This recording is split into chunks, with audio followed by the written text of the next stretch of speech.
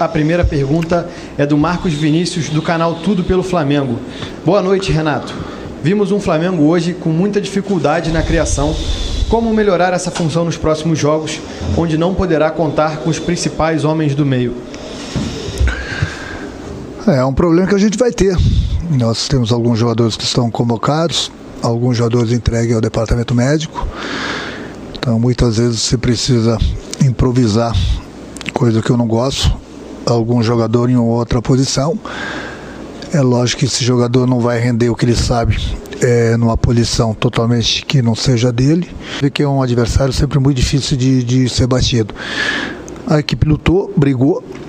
Infelizmente o Arthur acertou aquele chute de fora da área, um chute indefensável, até porque a equipe até aquele momento estava bem. Pergunta do Gabriel Reis, do canal Paparazzo Rubro Negro. Boa noite, Renato. Comente a importância das convocações e do não adiamento dos jogos no resultado dessa noite, justamente quando o Flamengo poderia tirar uma diferença para o líder. Bom, é um problema que a gente vem comentando nos últimos dias, né? É lógico que a gente tem um grupo bom, justamente nós montamos esse grupo para disputarmos as 3 competições. O que a gente peca bastante nesses jogos é a falta de entrosamento. Então vejo muita gente falando, comentando que o Internacional, o Atlético Mineiro, o próprio Palmeiras foram prejudicados também. A pergunta que eu faço para essas pessoas é a seguinte: prejudicados no quê em relação ao Flamengo? Se o Flamengo tem um jogador convocado, tudo bem. O Flamengo tem 4 jogadores convocados. Então não vem me falar que Internacional, Atlético, Palmeiras também estão sofrendo. Estão sofrendo por falta de um jogador. O Flamengo está sofrendo por falta de 4 jogadores.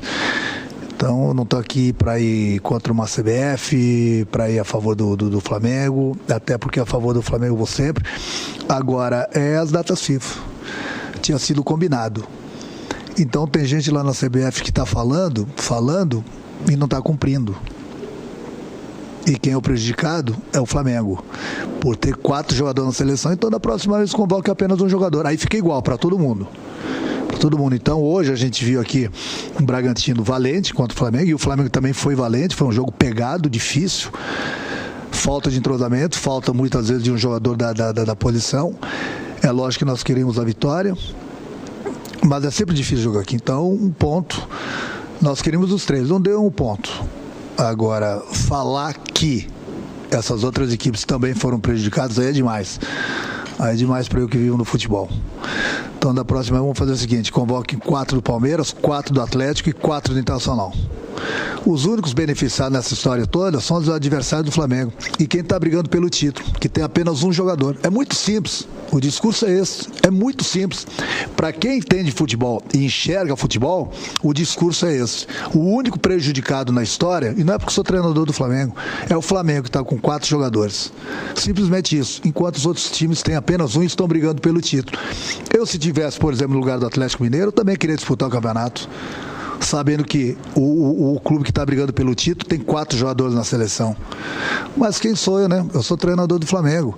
Eu só acho que deviam ser cumpridas as datas da FIFA e o que tinha sido comprometido lá atrás.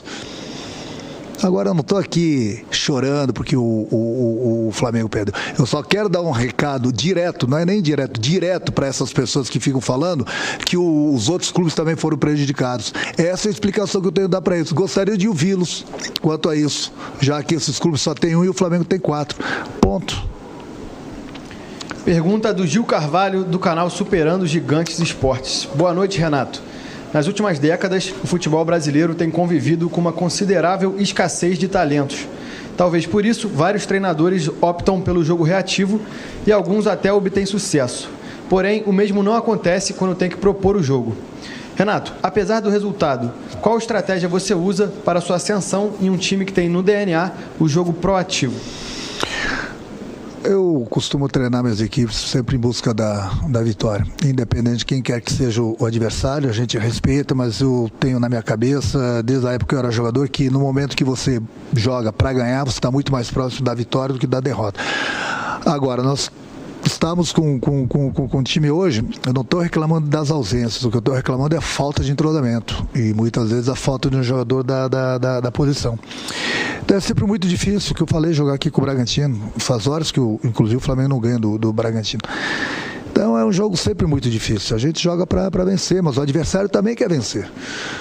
Então acredito que, tecnicamente, por parte do Flamengo não foi um jogo bonito, mas em compensação não faltou luta, não faltou vontade por parte do meu time. Então isso que eu costumo destacar, eu já falei coisas no vestiário.